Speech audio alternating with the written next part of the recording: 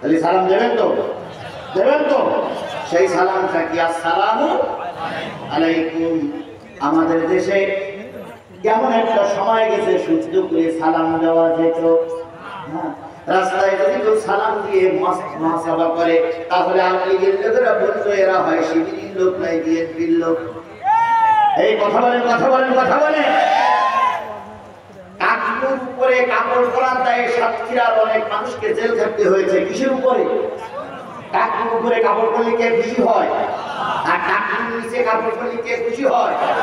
টাকনুর উপরে কাপড় পরার দায়ে অনেককে জামাত শিবিরের লোক বলে জেল খাটানো হয়েছে। কথাটা কি বাড়াই বললাম না ঠিক বললাম?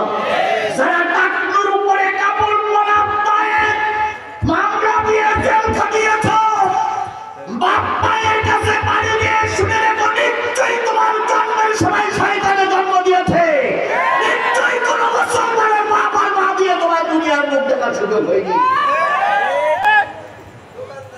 টাকনুর নিচে কাপড় পরলে যদি তোমার খারাপ লাগে তাহলে বুঝতে হবে তুমি ভালো মানুষের সন্তান নয়। তারপর বলতো বিসমিল্লাহির রহিম, বিসমিল্লাহির রহমানির রহিম আর শব্দ করে বলতে পারতো না। শেষ পর্যন্ত আমরা বলতাম ওয়াকিল দাওয়ানা আলহামদুলিল্লাহ, ওরা বলতো জয় বাংলা। সুতরাং প্রথম কথা হবে কি মনে থাকবে তো? কারণ জান্নাতে জান্নাতি যারা যাবে, আপনি যান, আমলিগ করেন, বিএনপি করেন, জামাত করেন, তাবলীগ করেন, সরবরাই করেন, হেফাজত করেন, যে যাই করেন, সর্বপ্রথম শব্দটা কি হবে? সালাম। তাহলে জান্নাতি ভাষা যদি সালাম হয়, ও নারী, ও পুরুষ, ও যুবক, ও কিশোর, ও ছোট ছোট শিশুরা, তোমরাও টার্গেট নাও। আজকে থেকে সর্বপ্রথম কথা হবে কি? সালাম।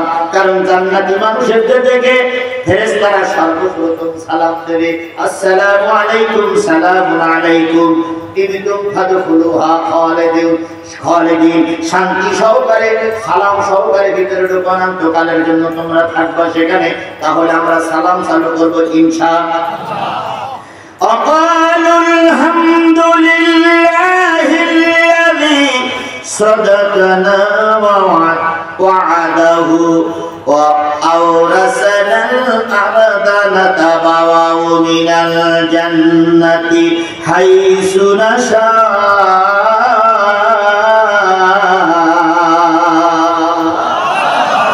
এবারে সালাম দিয়ে ভিতরে ঢোকানোর পরে ফেরেশতারা জিজ্ঞাসা করবে, ভাই, ও জান্নাতি ভাই, ও বগুড়ার ভাই, ও জয়পুরহাটের ভাই, ও সাতক্ষীরার ভাই, তোমরা জান্নাতে ঢুকলে কেমন আছো?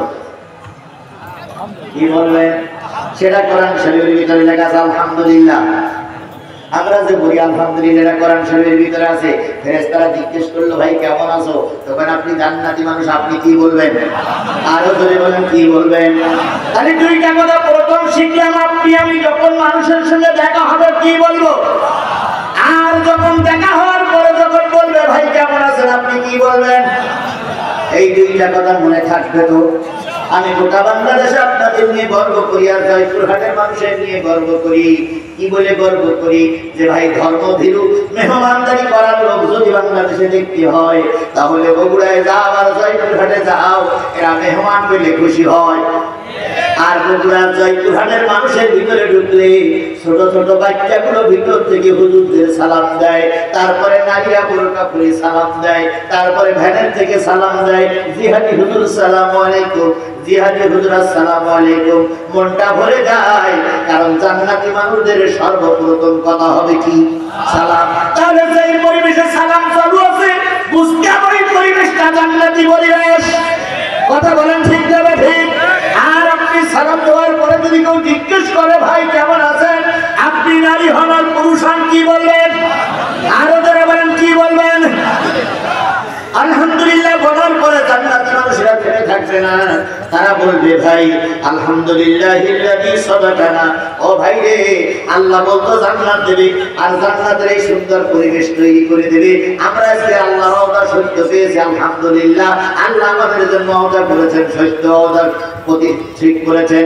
এবার ফেরেশতারা বলবে ডাইনে তাকাও, বামে তাকাও, পিছনে তাকাও, উপরে তাকাও, নিচে তাকাও, যতদূর তোমার চোখ যায় এই সবগুলোর মালিক তুমি। এই জন্য বলা যাবে না সুবহানাল্লাহ। এখন 1 কাঠা জমি 100 জমি ঠেলা ঠেলি গুত্তু মানুষ ভাই জমি বোন নেয়, বোনের জমি ভাই নেয়, খাই ঠেলা ঠেলি জমি নিয়ে গন্ডগোল করে মারামারি, কথা বলে ঠিক না বেঠিক। আর ফেরেশতারা বলে ডাইনে তাকাও, যতদূর দেখবা সব তোমার, বামে যাও যতদূর দেখবা তোমার, ডাইনে তাকাও যতদূর দেখবা তোমার, পিছনে তাকাও যতদূর দেখবা তোমার, এই জান্নাতের পুরা মালিক তুমি। যেখানে ঘুরবা সেখানেই তোমাকে আল্লাহ পাক সুযোগ করে দিয়েছে, সুবহানাল্লাহ। তাহলে জান্নাতি মানুষরা প্রথম দিন সালাত তারপরে বলল আলহামদুলিল্লাহ। এবার আমার আলোচনার বিষয়, ওই জান্নাতের ভিতরে যারা ঢুকতেছে তারা কারা?